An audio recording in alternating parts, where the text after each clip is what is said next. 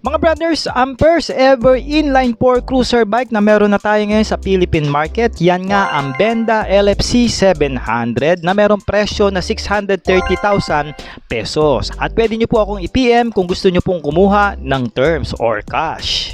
Sa makina, meron nga itong 676cc inline 4 cylinder at naka 16 valves nga ang makina nito na merong double overhead cam valve train. Fuel injected na rin ang mismong motorsiklo with the 6-speed manual transmission with the sleeper clutch and assist sa kanyang cambio. Kaya nitong dumulo mga brothers ng 67.8 horsepower at habang kaya naman umarangkada ng 60 Nm of torque. Ang kanyang final drive mga brothers ay kadena naman. Meron itong bore stroke na 67 by 48 mm habang meron naman itong compression ratio na 11.4:1 kaya naka-liquid cooled ang mismong makina.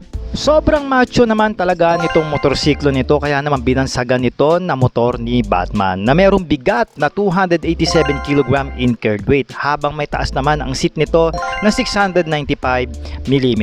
Ang kanyang fuel tank capacity ay malaki rin na 17 liters na pumapalo. At pagdating naman sa kanyang ground clearance, mataas na rin ito na merong 160 mm, no?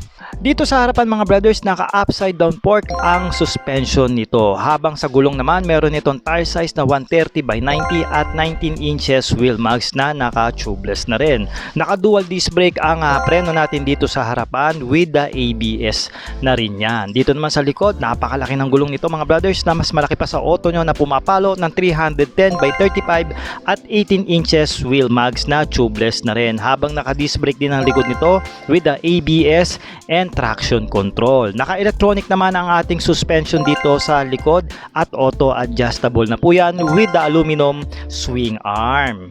Fully TFT display ang ating meter panel dito pagdating sa manibela. Ang lighting system naman nitong LFC 700s ay binubuo ng LED na magmula dito sa kanyang headlight, turn signal lights, daytime running lights and also yung kanyang tail light.